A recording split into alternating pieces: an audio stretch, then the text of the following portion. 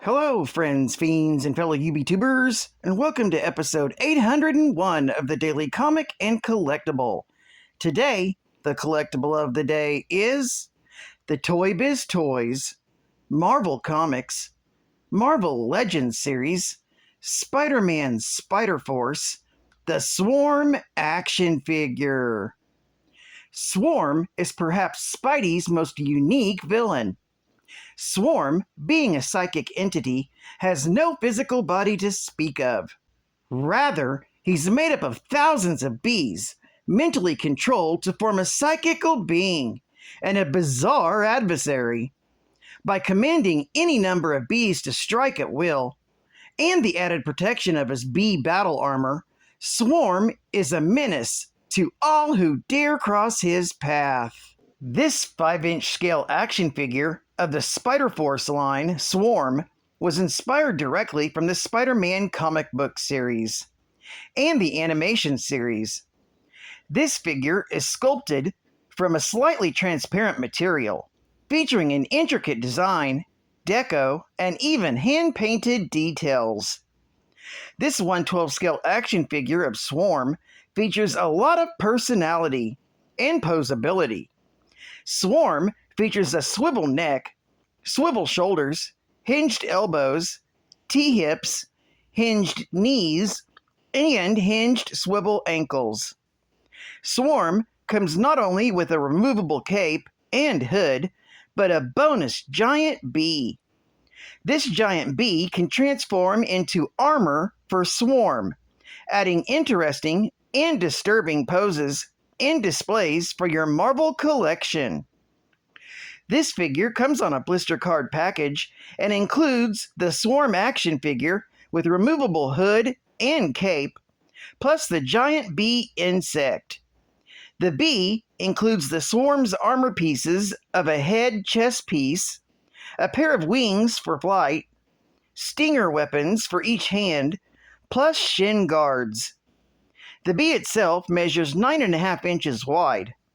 This Swarm figure was released in 1997 by Toybiz Toys. Now, the comic of the day is the Sensational Spider-Man, Volume 1, Issue number 10, with a cover date of November 1996. This is part of the Clone Saga event, with story by Todd DeZago, art by Mike Waringo, and cover by Mike Waringo. This story is titled Global Swarming. The story opens during the intermission of a Broadway musical. Desiree Winthrop goes into the lobby to look for Ben Reilly, who excuses himself from their date to make a phone call. She wonders where he could be, until she looks out one of the windows and sees the streets are swarmed with bees that are attacking everything in sight. Not far away, at the Institute of Seismoharmonic Research, the building has been taken over by the mutant bees, controlled by the swarm. The hive mind is attempting to use the devices within the facility to repair the damage to Swarm's psychic link to his bees and take over the world. Nearby, Spider-Man swings towards the building. He quickly makes note of the fact that Peter Parker must have fought this creature during the 5 years that he, Ben Reilly, was gone. This is reinforced because of a genetic memory among the swarm's bees that caused them to avoid him at all costs. This will make his job much easier, and the wall crawler gives thanks to Peter Parker. Meanwhile, in Forest Hills, Peter and his wife Mary Jane are redecorating one of their rooms in Aunt May's old house in preparation for their unborn child. Peter is on the ceiling painting when his spider powers suddenly wear off, causing him to fall to the ground. After making sure her husband is okay, Peter and Mary Jane decide to take a break to have a little romance. Wow. Back in the city, Spider-Man decides to push his theories to the limit by leaping onto the massive bees. This gamble pays off as the insects move out of the way, allowing the web-slinger to gain access to the facility. He instantly recognizes the Institute of Seismoharmonic Research, having read about their work in an issue of Scientific American. Inside the building, he finds scientists hard at work on their new harmonics generator. The lead scientist explains that Swarm is forcing them to use the device to repair his damaged vibrational field that was damaged recently. However, not only are they going to restore his power, but boost it, so the Swarm will take control of every beehive on the planet. When Spider-Man asks what the Swarm threatened to do if they didn't comply, and is immediately answered when the Swarm commands a group of his bees to fly into one of the scientist's mouth to choke him.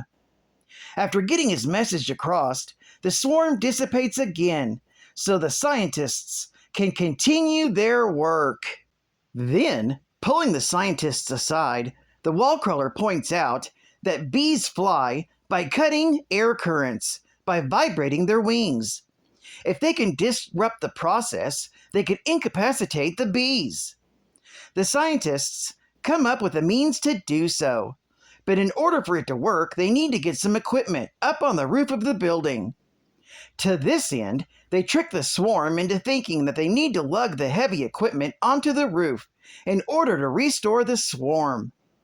The hybrid being falls for the ruse and allows them to bring the equipment up on the roof, telling them that they can get Spider-Man to do all the heavy lifting for them. The Swarm doesn't realize that he's being tricked until Spider-Man and one of the scientists have set up the device on the roof of the building. Just as Swarm is about to attack, Spider-Man activates the vibration machine, which once more severs the Swarm's mental connection to his bees. The process caused ripples on the psychic plane, causing pain to those who are size sensitive, including Phoenix of the X-Men. The process also knocks all the bees out, allowing Spider-Man to locate and isolate the queen bee, the source of Swarm's link with the hive. With the danger over, the scientists explain what happened in the press and are hailed as heroes. The scientists point out that Spider-Man is the real hero, as it was he who had the idea to help with the defeat of the Swarm. This is heard by J. Jonah Jameson, who is watching the report on television, causing him to audibly scoff at this assertion. While everyone is wondering where Spider-Man went, Ben Reilly has changed back to his civilian identity and returned to the theater, just as the play is ending and the patrons are filing out. There, he runs into Desiree Winthrop and apologizes for running out on their date. However, Desiree completely understands, thinking that Ben Reilly is still getting over his recent breakup with Jessica Cardine. She assures Ben that she just wants to be friends and kisses him on the cheek, leaving Reilly completely befuddled. While at the offices of Osborne Industries, Liz Osborne gets off the phone with her lawyer, Foggy Nelson. She's working on an investigation on the ties between Osborne Industries and Multivex. She calls in Donald Mencken, her assistant, and asks for all the personal files of Multivex employees, particularly those of one Seward Trainer. Mencken complies, but as he exits the office, he thinks about how her investigation could lead to her discovering something that is very hazardous to her health. This story is continued in the Sensational Spider-Man Annual, Issue number 1. Geek Fact: the Swarm's very first appearance was in Champions, Volume 1, Issue number 14, with a cover date of April 1977. However, after this, he appeared in Spider-Man and His Amazing Friends, the animated series, before going on to appear in the Sensational Spider-Man issues number 9, and issue number 10. Bonus Geek Fact. In this issue of Sensational Spider-Man, Spider-Man is actually Ben Reilly, Peter Parker's clone. Ben was created by Miles Warren, the supervillain known as the Jackal, to torment the hero, and seemingly died in their first encounter. The clone survived and exiled himself for 5 years, only returning to New York after learning that Parker's Aunt May was sick. After making amends with Peter, Ben fought alongside him as the Scarlet Spider. However, in time, Ben and Peter were tricked by Norman Osborn via Seward Trainer to believe that Ben was the real Peter Parker. Peter then left New York with his wife Mary Jane Watson, leaving Ben to pick up the mantle of Spider-Man. Advertising ad fact. Hey dude, first things first. You gotta look for the burst. 'Cause hidden amongst all these mega hang 10 and wave warriors is a pack of Starburst. Oh my gosh! Yeah, those chillin' cowboys can't resist the kickin' awesome, fruity taste of Starburst fruit chews either. But one of them dropped a pack into these monster-sized, shark-infested waters, and we can't find it. See if you can, but do it quick. Those sharks look mighty hungry. Find the Starburst and snag it in under 5 minutes, and you're a starfish. Under 3 minutes, and you're a dolphin. 2 minutes, and you're a cliff diver. But under 30 seconds, and you're the big kahuna. Oh my god. Hey, see if your friends can do any better. Starburst. Turn up the juice. Sometimes you wanna go where a channel on YouTube knows your name. And Captain's always glad you came. You wanna go where people know comics are never lame. You wanna go where chat rooms know your name. Buying comics in the world today takes everything you got. A comic book break from all your worries sure would help a lot. Wouldn't you like to get away? All those nights when money was tight just to buy your grail. Then your best friend had to sell it just to post your bail. And the replacement was lost in the mail. Thank God there's one place in the world where good old Captain knows your name. And he's always glad you came. You wanna be where geek facts are free, and the chat is always laughing. And now for the final geek fact from me.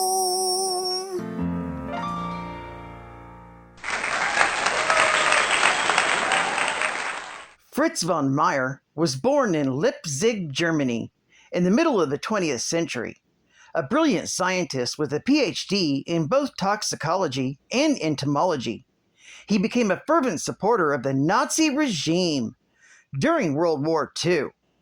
Throughout the conflict, von Meyer stole vast quantities of gold with numerous European capitals, hiding the treasure for his personal gain. An accomplished agriculturist, he also conducted extensive research into insect-derived toxins, aiming to adapt them for use in chemical warfare. Following the war, von Meyer used his stolen fortune to escape prosecution, fleeing to South America. There, He lived as an expatriate Nazi scientist, deep in the jungle, working in isolation. Despite his efforts to remain hidden, Interpol began tracking former Nazi war criminals and eventually dispatched agent Robin Callahan to investigate his whereabouts. During his time in the jungle, von Meyer devoted himself to the study of killer bees and their breeding habits. His research took a dramatic turn when he discovered an enormous hive of unusual passive bees, unlike any species previously documented. He learned that a recent meteor shower had bombarded the region with radiation, which he theorized had caused a mutation in the insects. Further experimentation revealed that the cosmic exposure had enhanced their intelligence 1,000-fold. Convinced that these mutant bees could be used to conquer the world, von Meyer returned to his laboratory and developed a psionic frequency beam, intending to manipulate the hive's behavior. However, when he activated the device, the bees attacked him instead of obeying. In a last effort to save himself, he managed to psionically enslave the queen, but not before the swarm consumed his entire body. Although his physical form was destroyed, von Meyer's consciousness survived within the hive, preserved by a unique mental cohesion field. The bees then incorporated his skeleton into their structure, forming a humanoid body controlled by his mind. Now a living swarm with a collective intelligence, he named himself Swarm and began plotting world domination. Well, I'd like to thank you for joining me for another Daily Comic and Collectible, and I hope to see you again Friday. This is Cat Fan Comics Man, and I really messed up a lot on this episode. While everyone is wondering where Spiderman...